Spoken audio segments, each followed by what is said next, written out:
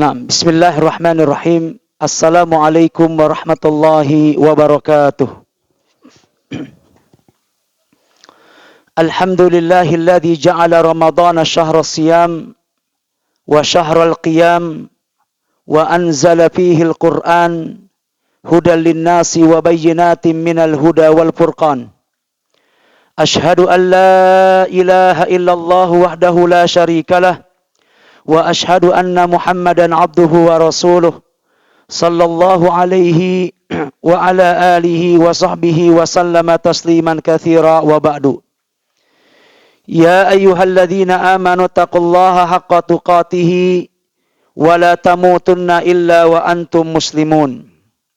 Ma'asyiral ikhwati wal akhwat, kaum muslimin, kaum muslimat rahimakumullah. Alhamdulillah, yang pertama sudah barang tentu kita patut untuk senantiasa memuji Allah tabaraka wa taala, Rabb kita yang maha terpuji. Dan juga kita bersyukur kepada Allah atas segala limpahan nikmat dan karunia yang Allah curahkan dan Allah limpahkan kepada kita semuanya. Satu nikmat yang saat ini amat sangat kita rasakan di saat Allah berikan kepada kita kesehatan dan umur panjang. Sehingga dengannya kita bisa menjalani hari-hari yang indah di bulan yang penuh dengan berkah. Di bulan Ramadan di tahun ini, di tahun 1443 Hijriah. Kita memohon kepada Allah Subhanahu wa taala kemudahan dan kemampuan untuk bisa mengoptimalkan dan memaksimalkan hari-hari ini dengan berbagai macam aktivitas ibadah kepada Allah tabaraka wa taala. Jadi jika kita mampu memaksimalkan hari-hari ini dengan baik, dengan ibadah kepada Allah, siangnya kita gunakan untuk berpuasa, malamnya kita gunakan untuk tarawih, di penghujung malam kita isi lagi dengan bacaan Quran, dengan doa, dengan istighfar, dan yang lainnya, maka ini amalan-amalan yang akan membuat kita berkesempatan untuk bisa mengungguli orang-orang terbaik yang telah meninggal dunia mendahului kita. Jadi kalau kita perhatikan, ya, banyak orang-orang baik yang sudah mendahului kita. Yang kalau kita bandingkan amal mereka dengan amal kita, kita ini nggak ada apa-apanya. Kalau kita bandingkan jasa mereka terhadap Islam, jasa mereka terhadap kaum muslimin, dibandingkan dengan jasa kita itu nggak ada seujung jarinya. Nggak ada seujung kuku jasa mereka. Siapa kita dibanding mereka? Nggak ada apa-apanya. Ya. Tapi dengan adanya kesempatan Ramadan yang saat ini kita dapatkan, sesungguhnya lah kita berpotensi untuk mengungguli mereka. Ya. Sebagaimana disebutkan dalam sebuah riwayat yang sahih. Diceritakan dalam sebuah riwayat yang sahih dari sahabat Thalhah bin Ubaidillah. Dari sahabat Thalhah bin Ubaidillah, ia bercerita, ya, fadhal, ahlan salam.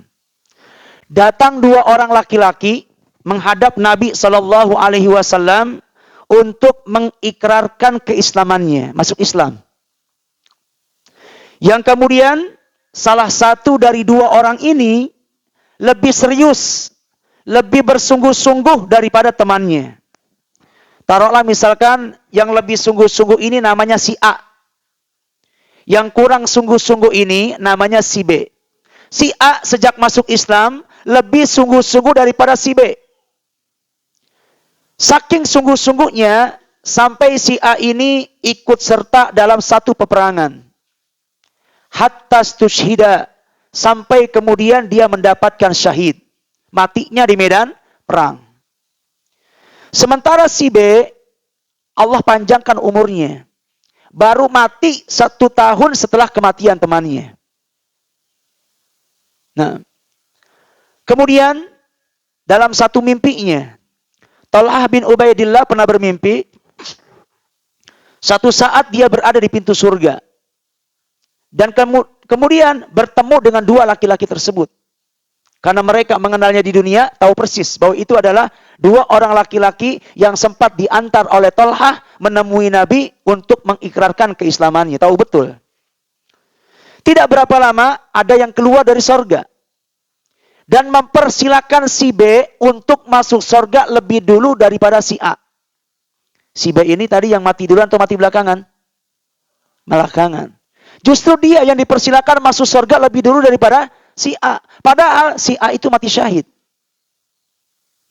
Nggak berapa lama, ada lagi yang keluar. Dan mempersilakan si A untuk masuk sorga berikutnya.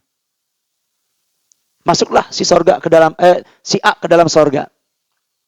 Tidak berapa lama, keluar lagi. Dan kemudian berkata kepada Thalhah, pergilah engkau karena bukan saatnya engkau untuk berada di sorga. Karena Thalhah masih hidup. Ya.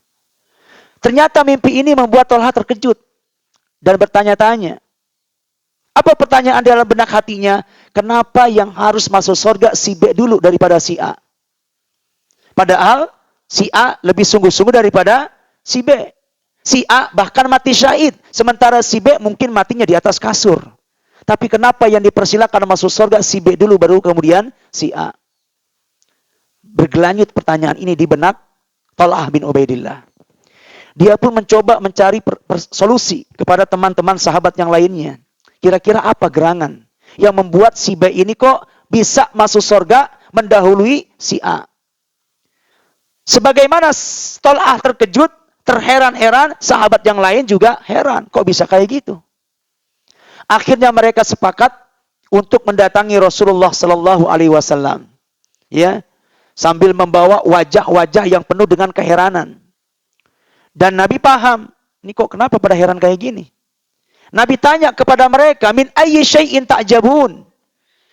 Tentang apa kalian sampai terheran-heran? Seperti apa yang membuat kalian heran? Kurang lebih begitulah maknanya. Thalhah pun menceritakan kejadian yang dia alami dalam mimpinya. Kemudian Nabi mengatakan, kalian gak perlu heran. Nabi bertanya sama mereka, alaysa qad makkatha ba'dahu sanah? Bukankah si B ini hidup 1 tahun setelah kematian si A? Sahabat mengatakan, bala ya Rasulullah, iya benar. Seingat kami, setelah kematian si A, si B sempat hidup 1 tahun. Baru kemudian dia menyusul temannya si A. Nabi bertanya lagi, alaysa qad adraka Ramadan? Bukankah si B ini ketika Allah panjangkan umurnya 1 tahun setelah si A, dia sempat mendapatkan bulan Ramadan? Sahabat mengatakan, bala ya Rasulullah. Benar wahai Rasulullah. Seingat kami, si B ketika Allah panjangkan umurnya 1 tahun, dalam kehidupan 1 tahun itu, dia sempat mendapatkan bulan Ramadan. Nabi tanya lagi, alaysa qad shalla wa shama wa fa'ala kada wa kada? Bukankah ketika dia mendapatkan bulan Ramadan, dia manfaatkan Ramadan itu untuk puasa, untuk sholat, untuk melakukan amalan ini dan juga amalan itu? Sahabat mempersaksikan, bala ya Rasulullah, benar. Kami tahu persis betapa si B ini betul-betul memaksimalkan hari-harinya di bulan Ramadan. Yang seakan-akan dia tahu bahwa itu adalah Ramadan terakhir untuknya. Dan betul, itu Ramadan terakhir buat dia. Karena setelah itu dia nggak lagi mendapatkan Ramadan. Seakan-akan dia tahu bahwa itu Ramadan terakhir dia. Maka betul-betul dia manfaatkan, dia maksimalkan, dia optimalkan. Nggak mau hari-hari itu berlalu dengan sia-sia. Betul-betul dimanfaatkan. Siangnya untuk puasa, malamnya untuk tarawih, baca Quran, istighfar, doa, sedekah, dan lain sebagainya. Bala ya Rasulullah, betul kami menjadi saksi tentang kebaikan orang itu. Kemudian Nabi mengatakan, itulah alasan kenapa si B masuk surga lebih dulu daripada si A. Karena dia mendapatkan keberkahan Ramadan. Ini keberkahan Ramadan yang membuat derajatnya naik ke atas. Bahkan mampu mengungguli orang yang mati syahid sekalipun. Bahkan Nabi SAW mengatakan, "Fama bainahuma ab'adu mimma bainas sama'i wal ard." Ketinggian derajat di antara keduanya itu lebih jauh daripada jarak antara langit dan bumi. Subhanallah. Si B mampu mengungguli derajat si A. Padahal si A mendapatkan syahid. Tapi dalam pandangan Allah, B lebih tinggi derajatnya, dipersilakan masuk surga lebih dulu. Berkat apa? Keberkahan Ramadan. Ini yang kita inginkan. Agar Ramadan yang kita lalui saat ini, yang kita dapatkan saat ini, ya, bisa kita lalui dengan baik. Sehingga ini menjadi kesempatan kita untuk meninggikan derajat kita di hadapan Allah. Dan bisa menjadi sesuatu yang bisa kita banggakan. Menjadi sesuatu yang dengannya kita bisa mengungguli orang-orang terbaik yang telah pergi mendahului kita. Baik para ikhwan dan akhwat fillah, a'azanillah wa iyyakum. Tema kita pada kajian menjelang iftar ini adalah satu tema yang sederhana, tapi syarat dengan makna insyaAllah. Yaitu menjawab sebuah pertanyaan, untuk apa kita ada? Kadang mungkin terbesit pertanyaan di benak kita. Untuk apa saya ada di dunia? Untuk apa saya hidup? Untuk apa Allah ciptakan saya? Untuk apa keberadaan saya di muka bumi ini? Mari kita berpikir sejenak untuk menjawab pertanyaan-pertanyaan yang terkadang menggelayut di benak-benak kita. Untuk apa kita ada? Untuk apa Allah ciptakan kita? Untuk apa keberadaan kita di muka bumi ini? Apakah kita ada sekedar hanya untuk melakukan aktivitas harian saja? Makan, minum, tidur, kemudian melampiaskan syahwat perut, melampiaskan syahwat kemaluan, cuman untuk itu saja kita hidup? Rasa-rasanya tidak. Terlalu naif. Allah sudah ciptakan kita dalam bentuk terbaik. Manusia ini kan merupakan salah satu ciptaan Allah yang terbaik. Ya, surat Tin Allah mengatakan walaqad khalaqnal insana fi ahsani taqwim. Sungguh telah kami ciptakan manusia dalam bentuk rupa yang paling baik, ahsan, paling baik. Walaqad karramna bani Adam, surat Al-Isra Allah katakan demikian. Sungguh kami telah muliakan manusia. Apa iya Allah ciptakan kita sudah dalam bentuk rupa terbaik seperti ini, kemudian keberadaan kita cuma untuk makan, minum, melampiaskan syahwat perut, melampiaskan syahwat kemaluan? Rasa-rasanya tidak. Sebab kalau keberadaan kita, hidup kita cuma untuk itu, rasa-rasanya nggak ada bedanya antara kita dengan binatang. Karena nyatanya binatang pun melakukan hal yang sama.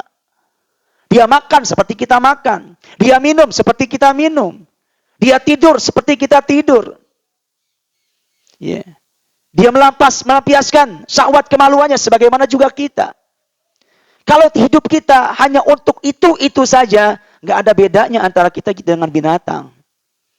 Karena itu di dalam surat Muhammad ayat 12, Allah mencela perilaku orang-orang kafir, ya, yang kehidupan mereka hanya untuk itu. Allah mengatakan, walladzina kafaru yatamatta'una wa ya'kuluna kama ta'kulul an'am. Ya. Dan orang-orang kafir, ya. Walladzina kafaru yatamatta'un. Mereka menjadikan kehidupan dunia ini sekedar untuk bersenang-senang saja. Berfoya-foya saja. Ya'kulun. Mereka gunakan hidup mereka sekedar untuk makan. Kama ta'kulul an'am. Sebagaimana binatang ternak juga makan. Wan naru maswal lahum. Dan kelak neraka akan menjadi tempat kembali buat mereka. Jadi ini merupakan apa? Celaan Allah. Kepada siapa? Kepada orang kafir ataupun yang memiliki pola hidup seperti mereka. Yang menjadikan kehidupan dunia sekedar berpoya-poya, gimana menyenangkan diri, ya, bersenang-senang, berpoya-poya, makan, minum, melampiaskan syahwat perut, melampiaskan syahwat kemaluan. Ya. Allah ancam wan naru maswal lahum. Neraka akan menjadi tempat kembali buat orang yang prinsip hidupnya seperti ini. Ya. Karena memang bukan untuk itu Allah ciptakan kita. Itu cuma sekedar apa? Sekedar kebutuhan hidup. Tapi inti hikmah kehidupan kita bukan itu. Itu sebagai sarana saja untuk kita bisa bertahan hidup. kita makan, kita minum, kita tidur, istirahat, ya, untuk keberlangsungan hidup kita. Sebagai hajiat, kebutuhan hidup kita. Tapi bukan itu inti kehidupan kita. Terus apa Ustadz? Inti daripada kehidupan kita. Sudah Allah jelaskan. Di dalam surat Az-Zariyat ayat 56. Perhatikan ini. Surat Az-Zariyat ayat 56. Ini harus satu ayat yang harus nantiasa terpatri di benak kita. Hadir terus dalam benak kita. Ya. Di saat kita bimbang, bingung, kenapa saya harus ada? Untuk apa Allah ciptakan saya? Kembali baca Az-Zariyat ayat 56. Di sana Allah sebutkan tentang apa? Hakikat dan tujuan dari penciptaan kita. Allah mengatakan, "Wa ma khalaqtul jinna wal insa illa liya'budun." Jelas sekali itu ayat itu. Tidaklah aku ciptakan jin dan manusia illa kecuali liya'budun, agar mereka beribadah kepadaku, kata Allah. Beribadah kepada Allah. Perhatikan ayat ini sangat terang, sangat jelas. Bahkan lebih jelas daripada matahari di siang bolong. Ya. Gamblang, jelas. Bahwa Allah ciptakan jin, Allah ciptakan manusia. Tiada lain, tiada bukan, agar mereka mempersembahkan ibadah kepada Allah Rabbuna Jalla wa'ala. Ibadah itulah tujuan hakikat kehidupan kita. Allah ciptakan kita untuk mewujudkan peribadatan kepada Allah. Maka hendaknya setiap kita kembali kepada khitoh kita. Kembali kepada tujuan asal muasal penciptaan kita. Kita ada untuk ibadah. Maka pastikan setiap hari-hari yang kita lewati sudah ada nilai-nilai ibadah yang sudah kita persembahkan kepada Allah Tabaraka wa Ta'ala. Jangan sampai ada hari yang lewat tanpa ada nilai ibadah yang kita lakukan. Berarti kita telah apa? Menyimpang dari tujuan keberadaan kita. Di saat hari-hari kita lalui tanpa ada nilai ibadah di hari tersebut, berarti kita telah menyimpang. Ya, bergeser dari apa? Dari rel kehidupan kita yang hakiki untuk ibadah. Ketika kita bicara masalah ibadah, ikhwan fiddin, maka dalam Islam itu ibadah itu ada yang namanya skala prioritas. Ibadah terbaik yang bisa kita persembahkan kepada Allah adalah di saat kita menjalankan apa yang telah Allah wajibkan kepada kita. Allah ciptakan kita untuk ibadah. Gimana caranya? Caranya yang pertama, menjalankan kewajiban-kewajiban yang telah Allah wajibkan kepada kita. Itu ibadah terbaik yang dipersembahkan seorang manusia kepada Allah. Laksanakan yang wajib. Tidak ada satupun bentuk peribadatan yang dilakukan oleh manusia yang lebih dicintai oleh Allah selain dia menjalankan apa yang Allah wajibkan. Dalam hadis kursi Allah mengatakan, "Wa ma taqarraba ilayya 'abdi bi syai'in ahabbu ilayya mimma aftaradtu alaih." Tidaklah seorang hamba mendekatkan diri kepadaku dengan satu amal ibadah yang lebih aku cintai daripada dia menjalankan apa yang aku wajibkan kepadanya. Jelaslah dalam hadis ini apa? Tidak ada ibadah terbaik yang dilakukan oleh seorang anak manusia daripada dia menjalankan apa yang Allah wajibkan. Karena itu kita harus tahu kewajiban. Jangan sampai kita nggak tahu apa yang Allah wajibkan sama saya. Kita harus tahu apa kewajiban-kewajiban yang Allah amanahkan kepada kita untuk selanjutnya kita kerjakan. Karena di saat kita melaksanakan kewajiban itu, kita sedang beribadah kepada Allah dengan satu ibadah yang paling Allah cintai. Maka setiap kita harus tahu kewajiban. Dan kewajiban-kewajiban yang Allah wajibkan kepada kita, ya, semuanya itu sudah terangkum dalam rukun Islam yang sudah kita kenal. Ya. Yang pertama adalah syahadatain. Mengucapkan, mempersaksikan dua kalimat. Mempersaksikan ketuhanan Allah. bahwa tidak ada yang berhak diibadahi dengan benar kecuali Allah. Bersaksi bahwa Muhammad adalah Rasul Allah, hamba Allah dan juga Rasulnya. Setiap kita wajib mempersaksikan dua kalimat itu. Mengucapkannya, meyakini kebenarannya dalam hati, dan kemudian mengaplikasikan, mengamalkan dalam kehidupan kita sehari-hari. Ya. Wajib terucap oleh lisan kita, wajib diyakini tentang kebenaran dari makna itu, dan wajib mengamalkan konsekuensinya. Yang kedua, kewajiban yang kedua adalah sholat 5 waktu. Sholat, ini wajib. Dan Allah wajibkan sholat pada kita itu nggak banyak. Cuman berapa? 5 waktu saja. Nabi mengatakan, khamsu salawatin katabahunallahu alal ibad. Allah cuma wajibkan 5 sholat pada hamba-hambanya. Nggak lebih daripada itu. Ya. Zuhur, asar, maghrib, isya, subuh, cuman itu. Taruhlah misalkan 1 kali sholat, kita butuh waktu 5 menit. Atau paling banyak 7 menit. Kalau 5 waktu, berarti kita cuma butuh waktu berapa? Kisaran antara 25 menit sampai 30 menit. Sementara Allah berikan waktu kepada kita dalam sehari semalam berapa? 24 jam. Diminta 35 menit. Nggak sebanding 35 menit itu dengan 24 jam yang Allah berikan pada kita. Makanya kita nggak habis pikir kalau ada orang misalkan nggak sholat. Kenapa? Sibuk. Ya, padat waktunya. Ya Allah, 24 jam Allah berikan. Diminta 35 menit untuk ibadah kepada Allah. Yang di sana ada keutamaan, dan juga di sana ada ancaman bagi yang meninggalkannya. Sayang, kalau 24 jam yang Allah berikan, nggak kita gunakan 25 menit atau 30 menitnya untuk melaksanakan ibadah sholat 5 waktu, itu kewajiban. Ya. Bahkan sholat ini adalah satu kewajiban yang nggak gugur dalam kondisi apapun. Puasa itu masih gugur bagi mereka-mereka yang nggak mampu. Puasa wajib, betul. Ya. Tapi kadang bisa gugur kewajiban ini. Sapar, dia boleh nggak puasa, tapi membayarnya di hari-hari yang lain. Bahkan buat orang yang sudah tua, udah sepuh, atau mereka yang sakit, la yurjabur uhu, nggak diharapkan kesembuhan, dia bisa mengganti puasa dengan fidyah. Artinya kewajiban ini bisa gugur dalam kondisi tertentu. Tidak demikian dengan sholat. Dalam kondisi apapun, dalam keadaan bagaimanapun, nggak gugur kewajiban sholat itu. Gugur itu hanya pada tahap syarat-syaratnya. Pelaksanaannya ada keringanan. Beberapa syaratnya gugur. Berapa rukunnya bisa gugur. Tapi pelaksanaan sholatnya enggak. Orang sakit misalkan.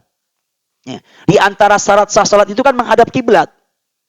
Kemudian juga memakai baju yang bersih. Ketika ada orang misalkan sakit. Ya, kasur rumah sakit sudah disetel, kebetulan tidak menghadap ke arah kiblat. Untuk memaksakan diri menghadap ke arah kiblat, dia nggak bisa, lemah badannya. Bajunya pun sulit untuk dia ganti lagi. Yang ada pakaian kotor, yang dia pipis di sana. Hatta dalam kondisi kayak gitu, nggak bisa dijadikan alasan, udahlah saya libur dulu sholatnya. Nanti aja kalau saya sembuh, saya akan qadha sholat yang saya tinggalkan selama saya sakit. Dia mengambil prinsip seperti itu. Ini satu sikap atau pengambilan sikap yang kurang tepat. Yang tepat adalah apa? Yang tepat adalah dia tetap sholat. Sekalipun tidak menghadap ke arah kiblat. Sekalipun dengan memakai pakaian kotor. Loh Ustaz, bukankah menghadap kiblat syarat sahnya sholat? Yang kalau nggak menghadap ke arah kiblat nggak sah. Betul, itu berlaku dalam kondisi yang normal. Ustadz, bukankah pakai bersih dari najis itu merupakan syarat sah sholat? Kalau ada orang memakai pakaian yang najis, ya dia pipis, misalkan kemudian nggak cebok, misalkan nggak sah sholatnya. Betul, itu dalam keadaan yang normal. Tapi ketika Anda tidak mampu menggantinya dengan pakaian yang bersih, nggak bisa menghadapkan wajah Anda ke arah kiblat, maka syarat-syarat itu gugur. Tapi kewajiban sholatnya tetap harus dilakukan sesuai dengan kemampuan yang ada. Fattaqullaha mastata'tum, berlaku di sana kaidah itu.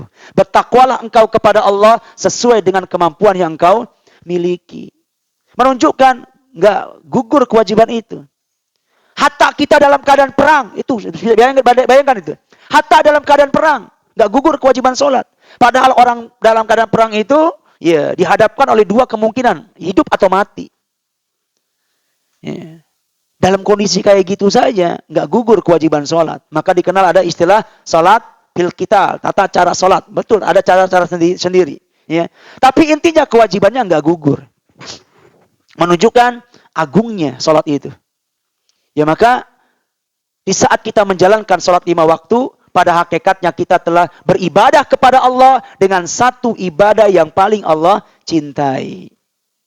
Nah, kemudian yang berikutnya, kewajiban berikutnya adalah berpuasa. Dan Allah nggak wajibkan puasa kecuali di Ramadan saja. Dan barangkali ini rahasia kenapa Ramadan menjadi bulan berkah. Karena di antara sebabnya, hanya di Ramadan ini ada kewajiban puasa. Makanya ketika Nabi SAW mengatakan, Atakum Ramadan, datang kepada kalian Ramadan, syahrun mubarak, bulan yang diberkahi, bulan yang padanya banyak kebaikan. Nabi katakan, Faradallahu azza wa jalla alaikum siyamah, karena di bulan ini Allah wajibkan puasa kepada kalian. Dari sini jelas bahwa sesungguhnya lah adanya kewajiban puasa bagian daripada keberkahan Ramadan. Maka seyogianya bagi setiap kita mensikapi kewajiban puasa ini dengan ceria, dengan sukacita, dengan lapang dada, bukan dengan hati yang sempit, yang seakan-akan puasa ini membatasi dia dari kebebasan makan. Gara-gara puasa nih saya nggak bisa sarapan. Ya. Gara-gara nggak puasa nih saya nggak bisa ngopi. Harusnya jam-jam segini enak nih nongkrong ngopi. Ya. Jadi seakan-akan puasa membatasi kebebasan dia. Tidak. Justru sebaliknya, kita harus menyadari adanya kewajiban puasa itu bagian dari rahmat dan kasih sayang Allah kepada kita. Adanya kewajiban puasa itu rahmat Allah. Bukti cinta Allah kepada kita. Kok bisa Ustadz? Iya. Kenapa? Karena kita tahu bahwa di balik puasa yang saat ini kita jalani, di sana mengandung banyak kebaikan. Banyak keutamaan dari puasa yang kita jalankan ini. Yang pertama, puasa ini akan bisa menggugurkan dosa-dosa kita. Dalilnya jelas, kita udah sering dengar itu, familiar sekali hadisnya. Man shoma Ramadhana imanan wahtisaban ghufira lahu ma taqaddama min dhanbi. Bisa berpotensi apa? Menghapuskan dosa. Yang kedua, puasa ini kata Nabi SAW, dia ibarat tameng, perisai yang akan melindungi kita dari sesuatu yang tidak kita inginkan. Dia ibarat tameng itu. Puasa itu junnah kata Nabi. Puasa itu perisai dan tameng. Dan kita tahu bagaimana fungsi tameng itu. Melindungi badan ini dari sesuatu yang tidak diinginkan. Ya, polisi dia senantiasa menggunakan tameng saat terjadi huru-hara. Apa fungsi tameng? Melindungi badan dia. Dari apa? Dari lemparan batu, ya, dari benda-benda tajam, botol dan lain sebagainya. Dia butuh tameng supaya apa? Badannya terlindungi dari benda-benda tajam. Ya. Seorang prajurit ketika dia berada di medan perang, butuh tameng dia, pakai tameng dia. Apa fungsinya? Menyelamatkan badannya dari benda tajam. Dari sabetan pedang, dari ujung tombak, anak panah, dan lain sebagainya. Ya. Nah, kita semua butuh tameng. Dari apa? Dari sesuatu yang lebih menyakitkan dari benda-benda tadi. Kita harus melindungi diri kita dari sesuatu yang lebih menyakitkan daripada lemparan batu. Ada sesuatu yang lebih kita khawatirkan mengena badan kita dari lemparan batu. Ada sesuatu yang lebih kita khawatirkan mengena badan kita yang sakitnya lebih daripada sabetan pedang. Yang sakitnya lebih daripada tertancap ujung tombak atau tertancap anak panah. Lebih sakit daripada itu semuanya. Kita butuh penjagaan terhadap itu. Apa itu? Api neraka. Kita lindungi badan kita. Selamatkan badan kita. Dari apa? Dari ancaman api neraka. Kita butuh tameng. Dan tameng itu ada pada puasa. Makanya Nabi mengatakan, as-siyamu junnatun yastajinnu bihal abdu minan nar yaumal qiyamah.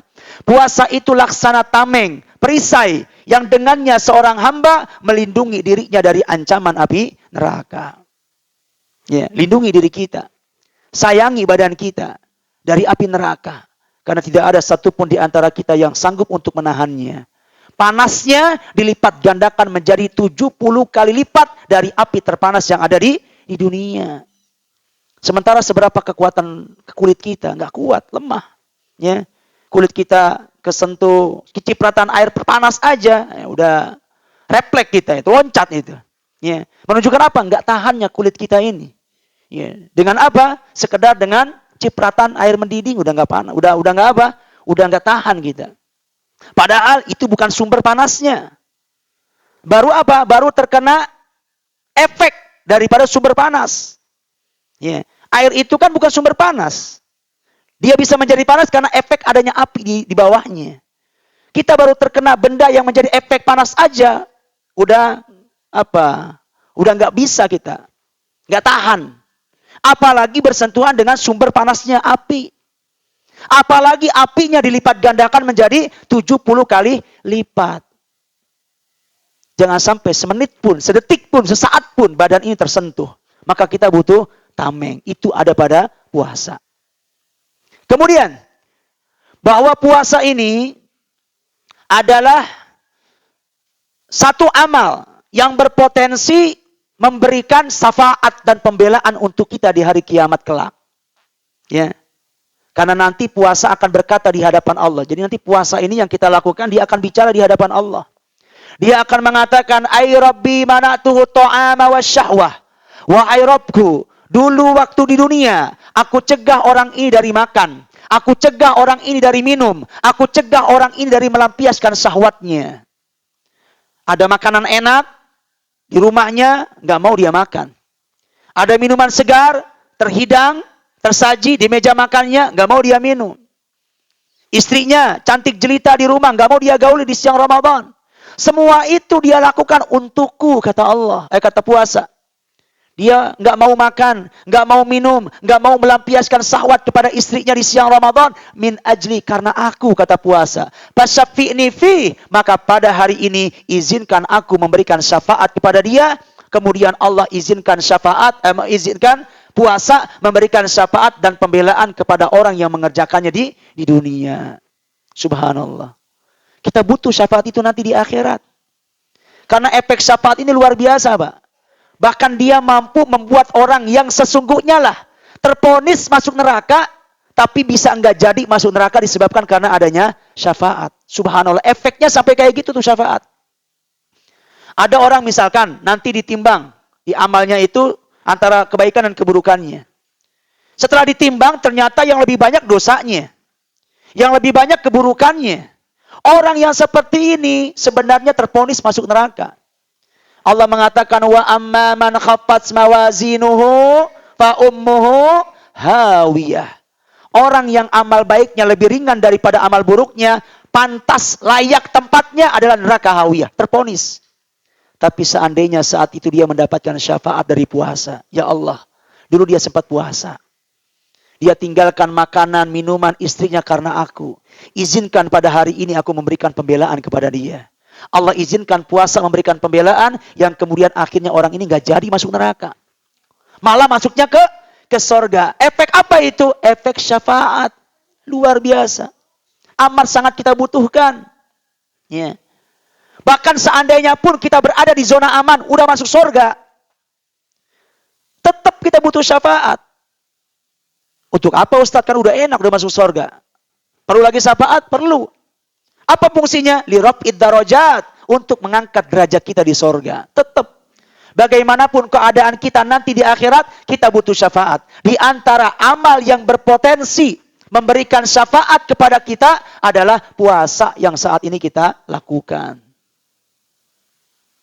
Kebaikan yang lain, bahwa orang puasa itu doanya dijamin untuk mendapatkan pengkabulan. Nggak ditolak. Nabi mengatakan, salah sudah awatin la turad.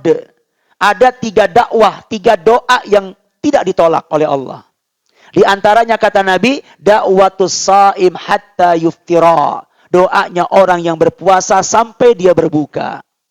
Ada saat-saat orang berpuasa itu doanya mustajab. Ya, doanya mustajab. Dan para ulama menyebutkan doa ini ada di penghujung puasa. Artinya mendekati berbuka. Karena dalam riwayat yang lain Nabi mengatakan, lis-shaimi inna lis-shaimi da'watan la turaddu inda fitrihi. Orang yang berpuasa punya satu doa yang tidak akan ditolak, yaitu doa ketika menjelang berbuka. Ya. Kemanfaatkan waktu belum berbuka untuk berdoa kepada Allah Tabaraka wa Ta'ala. Itu kebaikan dari puasa. Dan masih banyak lagi.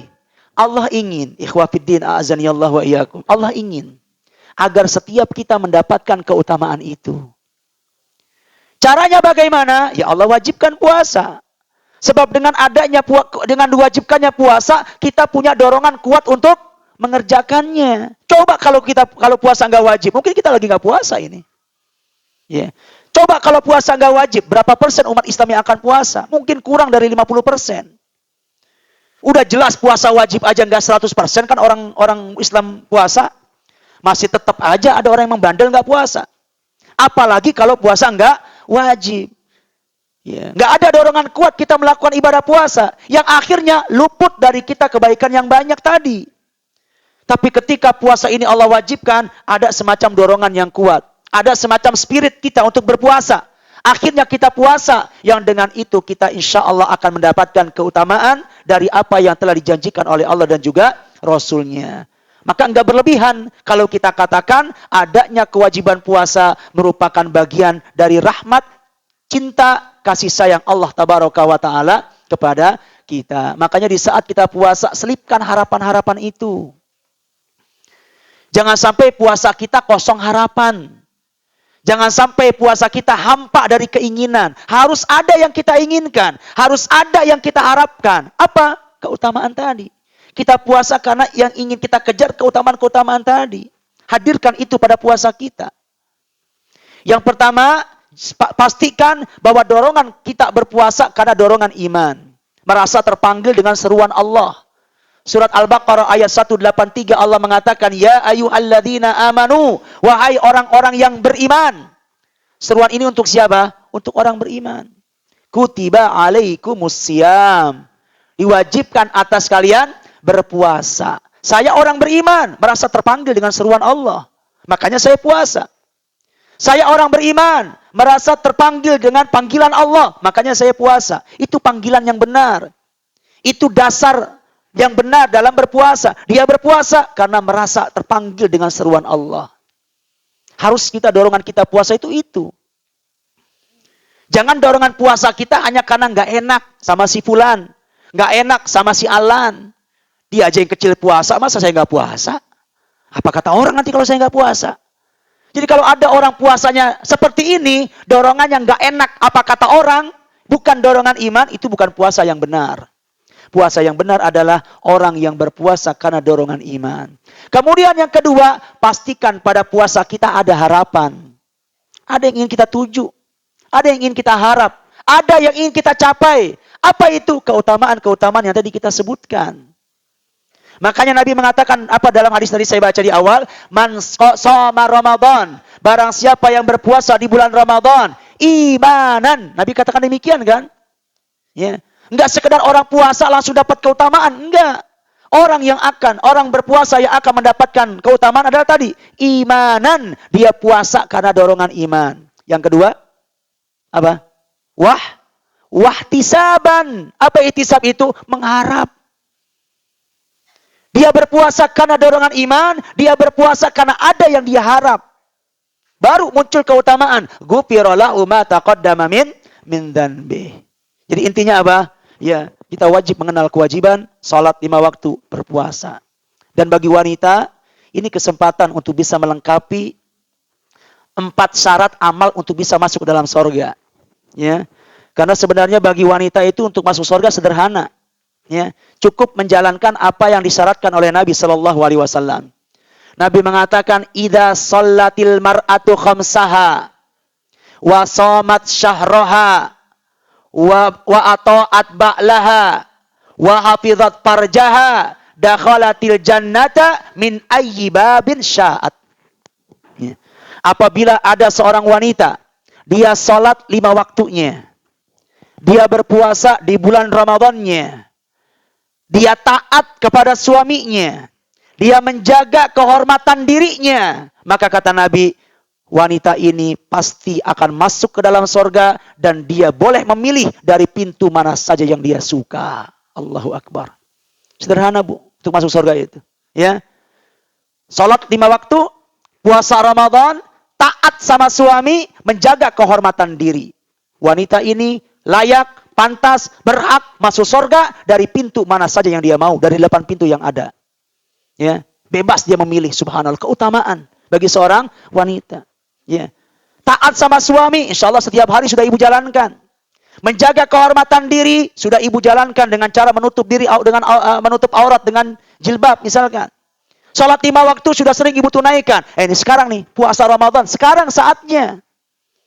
Ya, Allah nggak wajibkan puasa kepada kita di bulan-bulan yang lainnya.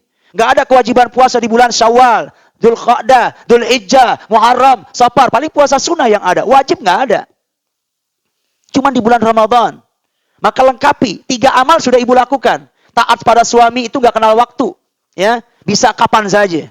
Menjaga kehormatan diri sepanjang hayat, ya, sepanjang waktu kita bisa melakukan itu. Sholat 5 waktu juga ada setiap hari, ya. Tapi puasa cuma ada di bulan Ramadan, lengkapi, ya.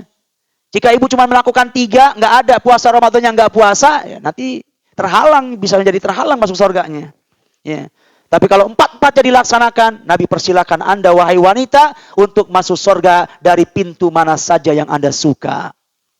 Ya, itu ya. Puasa. Kemudian, yang berikutnya adalah haji. Tentu saja ini bagi yang mampu. Ini rukun Islam. Zakat juga wajib, tapi ini juga enggak mutlak. Hanya Allah wajibkan kepada siapa? Bagi orang yang memiliki 2 syarat. Yang pertama, dia punya harta simpanan yang sudah mencapai nisab, batasan minimal. Berapa? 85 gram emas. Atau uang yang setara dengan itu. Kemudian syarat yang kedua, simpanan itu sudah genap 1 tahun berada di rumahnya. Ya. Nggak diotak-atik. Misalkan dia punya emas 85 gram. Udah masuk nisab tuh. Ya. Emas itu bertahan selama 1 tahun. Nggak dia utak-atik, nggak dia jual. Setelah genap 1 tahun, dia awal punya 85 gram di awal Januari 2022, tahun ini. Ya, nanti tahun berikutnya, di tahun Januari 2023, nggak diapa-apain tuh emas, tetap utuh. Nah, di situ ada kewajiban zakat. Atau emas nggak punya, uang dia punya, yang senilai dengan 85 gram, taruhlah uang 100 juta. Dia punya simpanan, ya di lemari, di dompet mungkin nggak muat 10 juta, 1 juta ya. Di rekening misalkan, ya. Nggak diutak-atik tuh duit. Keperluan seharinya dia dari yang lainnya. Yang tabungan itu nggak diotak-atik. Bertahan selama setahun. Ada kewajiban zakat di situ. Berapa? 2,5%. Harus ditunaikan sejumlah itu. Nggak boleh zakat ini seikhlasnya. Ya, kalau kita punya uang 100 juta berarti yang kita keluarkan berapa? 2.500.000. Harus sejumlah itu yang dia keluarkan. Nggak boleh dia berpikir, waduh 2,5 juta, gede juga ya. Berat saya kalau 2,5 juta. Kalau 1 juta saya ikhlas. Ya, 500.000 saya ikhlas. Akhirnya yang dia keluarkan cuman apa? 100 juta, 1 juta. Nggak sah zakatnya. Apa yang dia tunaikan sebagai sedekah, zakatnya dianggap belum menunaikan. Dan ancamannya berat nih kayak gini nih. Ya. Surat At-Taubah Allah sebutkan, orang yang punya simpanan harta, dia tidak keluarkan zakatnya, nanti harta itu akan Allah wujudkan menjadi lempengan-lempengan timah besi. Yang dipanaskan, kemudian dengan itulah Allah setrika dia. Ya, Allah setrika badannya, punggungnya, dahinya, dan lain sebagainya. Disiksa oleh apa? Oleh harta simpanannya sendiri. Harta yang dia simpan-simpan di dunia, dia sayang-sayang, Masya Allah, dia punya emas. Emas itu dia simpan di sebuah tempat khusus emas. Tutup, kunci. Kemudian dia taruh di mana? Dia taruh di laci lemari. Lacinya dia kunci juga. Kuncinya ada di lemari. Lemarinya dikunci juga. Lemarinya ada di kamar. Kamarnya dia kunci juga. Kamar ada di rumah, rumahnya dikunci juga. Kamar ada di gerbang, gerbangnya dia kunci juga. Masya Allah, berapa kali lipat tuh. Saking sayangnya sama harta. Doa itu naluri wajar ya. Asalkan jangan lupa tunaikan haknya. Jika Anda tidak tunaikan haknya, maka nanti di akhirat Allah akan jadikan lempengan-lempengan yang dengan itu kita mendapatkan siksa dari harta kita yang kita simpan. Kewajiban bagi siapa? Bagi orang kaya. Ya, tapi buat kita yang nggak punya simpanan nggak wajib. Ya, nggak wajib. Ya, haji hanya juga Allah wajibkan bagi yang mampu dan begitu seterusnya. Kemudian sebagai penutup, ya, jadi intinya apa? Allah ciptakan kita untuk ibadah. Ibadah terbaik menjalankan kewajiban. Ya, salat 5 waktu terutama ini amal yang terbaik. Nabi mengatakan wa'lamu anna khaira a'malikum as-salah. Ketahuilah bahwa sebaik-baik amal kalian adalah salat. Jangan pernah kita tinggalkan dalam kondisi apapun. Hatta kita sibuk, hatta kita capek, hatta kita sapar, hatta kita sakit, tetap salat. Hanya saja, tentu saja berbeda antara sholatnya orang sehat dengan sholatnya orang sakit. Ya, jadi sekilas nampaknya kok berat syariat agama itu. Udah sakit kok tetap sholat, harusnya ada kompensasi lah. Lagi sakit kok libur dulu lah harusnya kewajiban sholat. Tapi ketika dikatakan sholat nggak ada liburnya, berarti agama ini berat. Memberatkan pemeluknya, tidak. Berat itu di saat kita hanya memahami agama ini sisi luarnya saja. Sholat itu wajib dalam kondisi apapun sekalipun sakit. Seakan-akan berat. Karena kita baru memahami agama separuhnya saja. Tapi kalau kita pahami secara komprehensif, menyeluruh, kita dapatkan bahwa ternyata agama itu mudah. Betul di saat sakit kita tetap sholat. Tapi ada kemudahan-kemudahan yang bisa dilakukan oleh orang yang sakit. Yang nggak boleh dilakukan oleh orang yang sehat. Ya misalkan apa? Sholat sambil duduk. Boleh kalau sakit. Kalau sehat ya nggak boleh. Karena berdiri rukunnya sholat. Sholat sambil berbaring. Boleh bagi sakit. Bagi yang sehat nggak boleh. Bahkan menjamak. Ini juga boleh. Ya, sholatnya maghrib langsung isya. Nanti isya nggak perlu sholat lagi. Boleh bagi yang sakit. Tapi buat kita yang sehat, nggak boleh. Kecuali ada sebab-sebab lain, turun hujan dan lain. Ada banyak kemudahan-kemudahan yang diberikan kepada syariat bagi orang yang sakit. Jadi nggak ada cerita agama itu menyusahkan kita. Al-Islamu mabniun ala taisir. Islam itu dibangun di atas kemudahan. Ketika ada kesulitan, pasti ada kemudahan. Innama al-usri yusra. Di balik kesulitan, pasti akan ada kemudahan-kemudahan. Maka kita perlu tahu, perlu cari apa kemudahan-kemudahan yang bisa saya lakukan di balik kesulitan yang saya hadapi. Ya. Kemudian perkara penting juga yang ingin saya sampaikan di kesempatan hari ini adalah kalau kita baca penafsiran kalimat liya'budun untuk beribadah, ya, para ulama mengatakan liya'budun itu artinya liyuwahidun. Untuk mentauhidkanku, kata Allah. Menunjukkan apa? Menunjukkan selain kita fokus pada ibadah kita, sholat kita, puasa kita, jangan lupa fokus juga terhadap pemurnian tauhid kita kepada Allah. Jangan sampai kita kotori tauhid kita dengan apa? Dengan kesyirikan. Jangan sampai kita berdekatan, bersentuhan dengan dosa-dosa syirik. Beribadah kepada selain Allah. Sebab jika dosa ini kita lakukan, maka ini akan membuat amal kebaikan kita nggak berarti apa-apa di hadapan Allah. Ada orang berbuat syirik, mati di atas kesyirikan. Maka puasa yang sudah dia lakukan puluhan kali Ramadan, nggak ada artinya. Puasa, salat yang sudah dia lakukan sepanjang 60 tahun, nggak ada artinya. Semuanya gugur, semuanya hancur. Itu apa? Efek dahsyatnya dosa syirik. Menggugurkan kebaikan yang sudah kita lakukan bertahun-tahun. Ya. Allah mengatakan la in asyrakta la yahbatanna 'amaluk. Jika engkau berbuat syirik, maka akan hanguslah semua amalmu. Perhatikan itu. Allah katakan itu kepada siapa? Kepada nabinya. Yang dapat dipastikan pahala atau kebaikan nabi itu menggunung banyak. Yang enggak ada satupun di antara kita yang mampu mengungguli. Jangankan mengungguli, menyamainya pun enggak mungkin. Bagaimana mungkin kita bisa menyamai amalan beliau? Dalam salah satu salat malam, dalam satu rakaat, beliau pernah salat dengan membaca 3 surat panjang. Al-Baqarah, terus Ali Imran, terus An-Nisa dalam 1 rakaat. Ya. Sepanjang hidup kita nggak akan bisa melakukan ini. Nabi pernah 1 rakaat 3 surat dibaca. Al-Baqarah, Ali Imran, An-Nisa. Ya.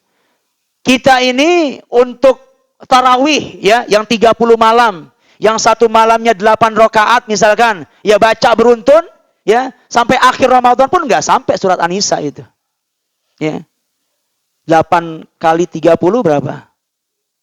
240 malam. 240 rakaat.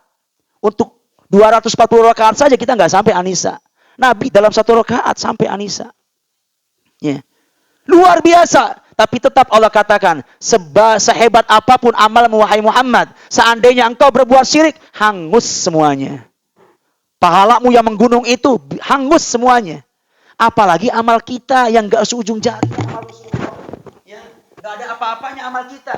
Di saat kita berbuat syirik kepada Allah, lebih dipastikan berpotensi hangusnya itu lebih besar. Ya, maka kewajiban kita ikhwatiddin azanillahu wa iyyakum, selain kita ya semangat dalam beribadah kepada Allah lewat menjalankan kewajiban-kewajiban, maka bekali diri kita dengan ilmu tauhid. Ya, kita harus tahu mana amalan-amalan, ucapan-ucapan kesyirikan yang itu akan berpotensi membahayakan amal kebaikan kita. Jangan dianggap yang namanya syirik itu sekedar sujud sama patung, minta sama penghuni kubur, minta sama penghuni pohon. Betul, itu kesyirikan yang nyata. Tapi yang namanya syirik bukan cuma itu.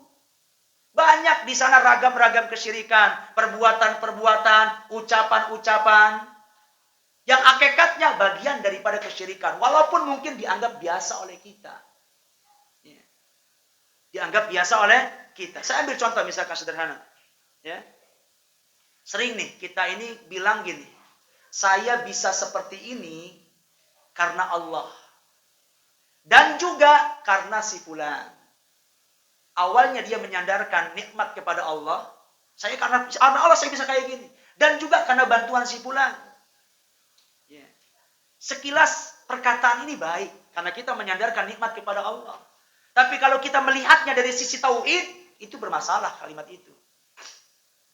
Mana masalahnya? Masalahnya ada pada kalimat wa. Ada pada kalimat dan. Ya. Sebab dalam bahasa Arab, dan itu menyamakan sebelum dan sesudah. Ketika kita mengatakan saya bisa seperti ini karena Allah dan karena si fulan, ya, tanpa disengaja atau tidak, disadari atau tidak, kita telah menyamakan Allah dengan si fulan. Ya. Menyandarkan kebaikan kita ke Allah, ke fulan dalam satu derajat yang sama. Jelas, itu kalimat yang bermasalah itu sebenarnya dari sisi tauhid. Karena itu ketika ada orang berkata di hadapan Nabi, Masya Allah wa sya'a fulan. Ya Rasulullah, ini terjadi karena kehendak Allah dan juga karena kehendak fulan. Langsung Nabi ingkari ucapan tadi. Nggak boleh kamu ucapkan kalimat itu. Terus bagaimana yang benar? Kata Nabi, hendaknya engkau mengatakan, Masya Allah summa sya'a fulan. Hendaknya engkau mengatakan ini terjadi karena Allah, kemudian karena fulan. Jadi dengan menggunakan bahasa apa? Kemudian, bukan dengan menggunakan kalimat dan. Ya. Bagi kita mungkin, apa sih bedanya dan kemudian? Tapi dalam bahasa Arab itu bermasalah. Kalimat dan bermasalah. Kalimat summa yang artinya kemudian itu yang aman. Sehingga kalau kita mengatakan saya seperti ini karena Allah, kemudian karena jasa si fulan, itu benar.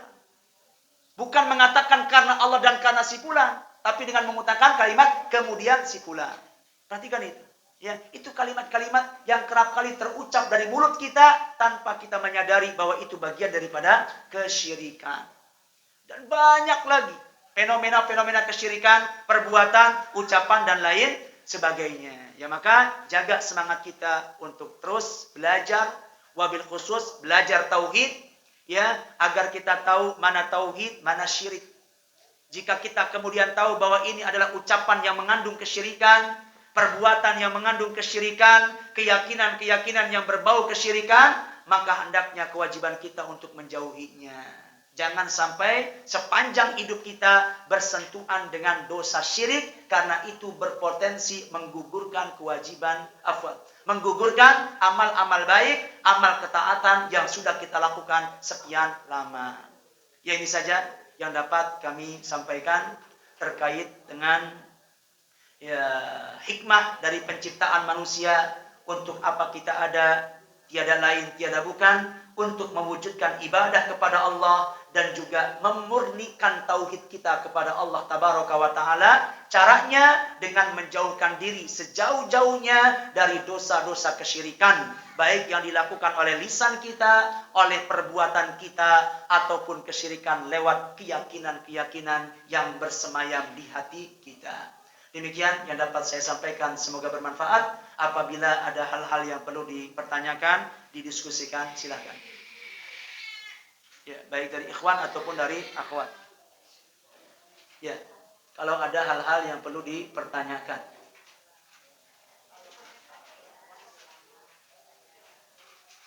Tidak ada? Baik, kalau memang tidak lagi ada pertanyaan, ya, kita cukupkan kajian kita sampai di sini. Semoga apa yang saya sampaikan bisa menjadi ilmu bermanfaat buat saya dan buat para ikhwah dan akhwat sekalian, yang menambah spirit, menambah semangat, menambah dorongan kepada kita sekali lagi untuk bisa memaksimalkan dan mengoptimalkan hari-hari yang indah di bulan suci yang penuh dengan berkah di bulan Ramadan ini. Demikian, wassallallahu ala nabiyyina Muhammadin sallallahu alaihi wasallam. Subhanakallahumma wa bihamdika asyhadu an la ilaha illa anta astaghfiruka wa atubu ilaik. Wassalamu alaikum warahmatullahi wabarakatuh. Ya, kita manfaatkan